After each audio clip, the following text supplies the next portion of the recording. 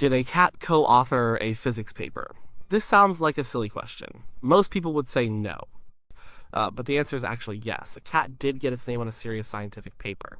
This happened many years ago. It's a real story. It's also quite a funny one. It tells us a bit about science and scientists. It also shows how a small problem can lead to a very creative solution, and it became a legend in academic circles. Sure, the idea of a cat writing a physics paper is absurd. Cats mostly sleep, they eat. They bat at toys, they don't usually sit at a keyboard, they don't solve complex equations. They don't analyze data, and they certainly don't write scientific prose. So, when someone asks if a cat co-authored a physics paper, the immediate thought is no. That's impossible. It must be a joke, or maybe a misunderstanding. But the truth is more interesting than that. The short answer is yes. A cat's name appeared as a co-author on a published physics paper. This was not a fake paper. It was a real paper. It was published in a respected scientific journal. The cat's name was F.D.C. Willard. That doesn't sound like a cat's name, it sounds like a human's initials and last name. And it was meant to. The human author was Jack H. Hetherington. He was a physicist. He was working at Michigan State University at the time. He wrote a paper about low-temperature physics. The paper was called Lattice Vibrations in Solid 3 Heat. It was a technical paper. It was about how atoms move in a specific kind of frozen helium. This was serious science. It was meant for other scientists. It was not a joke paper, but a small problem came up. Hetherington wrote the paper by himself. He was the only author. He used the pronoun we throughout the paper. This is common in science writing. Scientists often use we even when they are the only author. It makes the writing sound more formal. It sounds like a group effort, or it suggests the work built on a community's understanding. But a journal editor pointed out the issue. The editor said that if you used we, there needed to be more than one author. It's a rule, or at least a strong convention. Hetherington had a choice. He could go through the whole paper. He could change every we to I, or he could find a co-author. Changing every we to I would have been a lot of work. It would have meant retyping the whole thing. This was before computers made editing easy. Back then, scientists often typed papers on typewriters. Fixing every instance of we meant redoing pages. It meant reformatting. It was a tedious job. Hetherington looked for another way. He found a very unusual solution. He decided to add a co-author, but he didn't add another human physicist. He added his cat. So F.D.C. Willard was a real cat. His real name was Chester. He was a Siamese cat.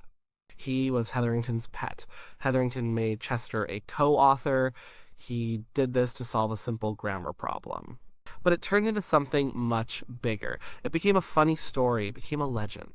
And it tells us something important about science. It shows that even in serious fields, there is room for humor. There is room for the unexpected, and sometimes a small act of wit can make a lasting mark. The year was 1975. Jack H. Hetherington was a professor of physics. He was working on his paper. It was about the behavior of atoms at very low temperatures. This research was important. It contributed to the understanding of quantum mechanics. He finished the paper. He sent it off to Physical Review Letters. This journal is one of the most prestigious in physics. Getting a paper published there is a big deal. It means your work is considered important. It means it has passed strict peer review. Then came the feedback from the journal. So it was about a small detail, but it was a detail that caused a problem. The paper used plural pronouns. Hetherington had written we measured, we observed, we conclude. He was following a common academic practice. But the editor had a firm rule. If you use we, you need more than one person listed as an author. It's a matter of clarity. It's a matter of proper attribution. The editor was not being difficult. They were following the journal standards. Hetherington realized his options. He could spend a long time retyping the manuscript. This would involve changing every single we to I. This was not a quick fix. Typewriters and carbon paper were still common. The revisions were a chore. Or he could add a co-author. Adding a co-author would solve the we problem immediately. It would make the paper grammatically correct for the journal's rules. But who would he add? He was the sole researcher on this specific piece of work. There wasn't another human colleague who had contributed enough to be a co-author. That's when the idea struck him. He looked at his Siamese cat, Chester. Chester was often in the office with him. He was a quiet companion. He was a presence. Hetherington thought, why not? It was a clever, funny solution. It would fix the problem without the tedious retyping, so he added Chester as a co-author. But he couldn't just put Chester the cat. That would be too obvious. It would raise too many questions. So he came up with a proper sounding name. He made it formal. He used the initials F.D.C. Willard. The F.D.C. stood for Felix domesticus Chester. Felix domesticus is the scientific name for a domestic cat. It was a Latin touch. It added to the academic feel. And Willard was Chester's father's name. So it was Felix domesticus Chester Willard. It sounded like a real human name. It had gravitas. It sounded like an established scholar. It was brilliant in its simplicity and its wit. And it completely solved the problem. The paper was then resubmitted. This time it listed two authors, J.H. Hetherington and F.D.C. Willard. The editor presumably did not question the second author, or perhaps they missed the subtle clue. The name looked legitimate enough, and so Lattice Vibrations in Solid 3 He was published in Physical Review Letters. It was volume 35, issue 21, pages 1442 to 1444. It was a real peer-reviewed scientific paper. And F.D.C. Willard was officially one of its authors. This was not done to fool anyone in a malicious way. It was a harmless bit of academic humor. It was a clever workaround for a publishing rule. And it worked perfectly. Chester, or F.D.C. Willard, became the most famous feline in physics. The story shows how scientists, who often work on very serious topics, can also have a great sense of humor. They can find creative ways to deal with bureaucratic hurdles that turned a small inconvenience into a memorable moment in scientific history. The journal Physical Review Letters is a very important publication. It publishes short, urgent communications. These are often about groundbreaking new findings in physics. It's where big discoveries are often announced first. For a paper to get into Physical Review Letters, it has to be of high quality. It has to be rigorously reviewed by other experts in the field. This process is called peer review. It ensures that the science is sound, it ensures the methods are correct, and it ensures the conclusions are supported by the data. So the paper itself was serious science. Lattice Vibrations in Solid 3 He explored complex phenomena. It dealt with the quantum mechanical behavior of matter. It was a proper contribution to physics. It wasn't some lightweight article. It wasn't a joke piece of writing. The content was solid. It had gone through the normal review process. The science stood up to scrutiny. The only unusual thing was the second author, F.D.C. Willard. The initials and last name were enough. Well, they didn't scream cat. Editors often don't scrutinize author names that closely. They trust the submitting author. They trust that the listed authors are real people. They trust that they contributed to the work. It would be highly unusual for an editor to ask for a birth certificate or for a resume of every listed author. So F.D.C. Willard sailed through. The paper was published. At first, the cat's co-authorship wasn't widely known. It was subtle. Most people reading the paper wouldn't have noticed anything odd. They would have seen two human-sounding names. They would have focused on the physics content. It was probably Hetherington himself who started telling the story. He might have mentioned it at conferences. He might have told colleagues. As the story spread, it got more attention. People found it amusing. They found it charming. The discovery of the feline co-author likely happened gradually. Someone might have eventually asked Hetherington about his co-author Willard. They might have wanted to meet him. Or they might have looked for other papers by Willard. That's when the truth would have come out. Hetherington probably confessed with a smile. The reaction was generally positive. It was seen as good-natured humor. It showed a light side to a serious field. This whole episode also sparked a quiet discussion. What does it mean to be an author on a scientific paper? Traditionally, an author is someone who has made substantial contributions. This includes designing experiments, it includes performing research, it includes analyzing data, and it includes writing the paper. Clearly, Chester the cat did none of these things. He provided moral support, perhaps. He offered companionship, but he didn't contribute scientifically. So, Hetherington's act was a playful challenge to the system. It highlighted the human element in science. It showed that rules can sometimes be bent. It showed that even serious institutions can have a bit of whimsy. It didn't undermine the science itself. The physics was still sound. The paper was still valuable. But it added an interesting layer to the publication process. It raised questions about the formality and rigidity of academic publishing. It was a subtle commentary on authorship. It was a commentary wrapped in humor. And it worked because the name F.D.C. Willard sounded so perfectly plausible.